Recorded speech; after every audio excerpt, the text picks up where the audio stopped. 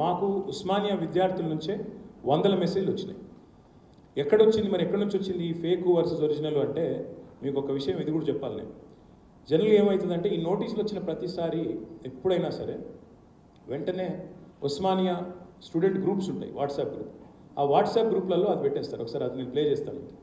ఇది చూడండి, ఇది వాట్సాప్ గ్రూప్ యొక్క చాట్, మీరు చూడవచ్చు. ఆ చాట్ యథాతథంగా మీకు ముంగడ పెడతాము. ఇది పోయిన సంవత్సరం, ఇది మొత్తం chat last 1 year 1.5 year chat. ఇది ఈ నెల మే నుంచి మొదలు పెడితే పోయిన నెల మే దాకా ఉంది. అందులో పోయిన సంవత్సరం మే 12 యొక్క స్క్రీన్ షాట్ మీకు నేను చూపెడతాను.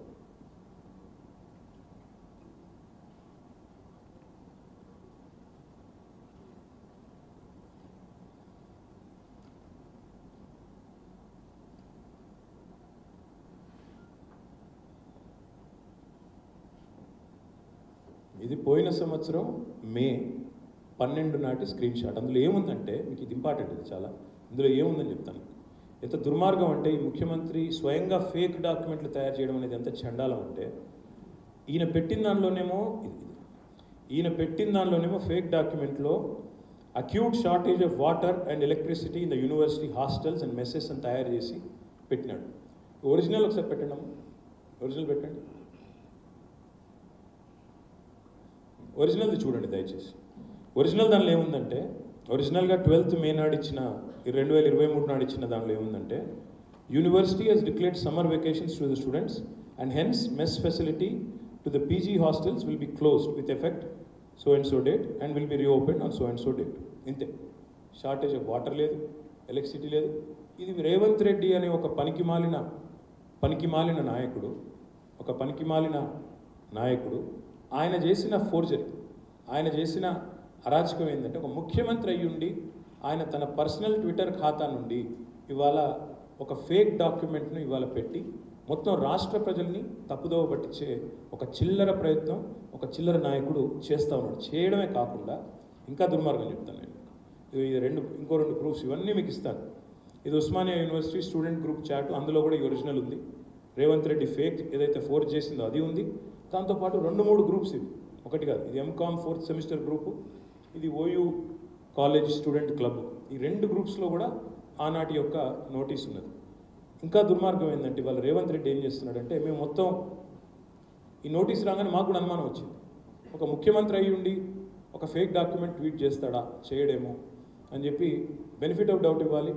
ఎంత కాంగ్రెస్ పార్టీ నాయకుడైనా, ఎంత చిల్లరగాడైనా కూడా ఇంత పని చేయడు అని చెప్పి అనుకొని మొత్తం OU విద్యార్థుల ఆ చాట్ ఏదైతే మాకు ఎవరైతే ఇచ్చినారో దాన్ని మొత్తం దాదాపు మా వాళ్ళందరూ కూర్చొని మొత్తం శాంతం పరిశీలించిన తర్వాత కూడా స్పష్టంగా ఏమొచ్చిందంటే, వీళ్ళు ఎంత దుర్మార్గం అంటే ఆఖరికి చీఫ్ వార్డెన్ అది ఉంటుంది చూడండి, దాని పేరు స్టాంప్, దాన్ని కూడా మార్చినారు ఆ డాక్యుమెంట్.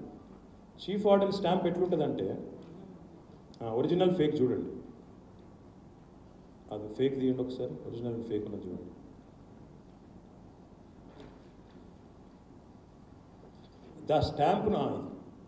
స్టాంపును కూడా మార్చి కింద చీఫ్ వార్డెన్ యొక్క స్టాంప్ చూడండి, స్టాంపును కూడా మార్చి స్వయంగా చీఫ్ మినిస్టర్ ఇవాళ ఈ చిల్లర పని చేస్తూ ఉన్నాడు.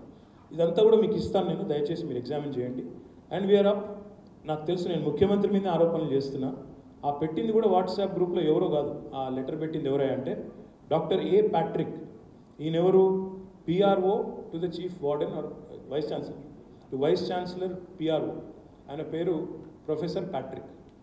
ఆయన గారు పెట్టినారు ఈ వాట్సాప్ చాట్లో ఈ యొక్క లెటర్. ఇదంతా ఎందుకు చెప్తున్నా అంటే, చేసిన ఫోర్జరీ ఏమో, చేసిన విధవ పనేమో ముఖ్యమంత్రి చేసాడు, కానీ అరెస్ట్ చేసిందేమో ఇవాళ ఒక విద్యార్థి నాయకుడు, మా సోషల్ మీడియా కన్వీనరు క్రిషాంక్.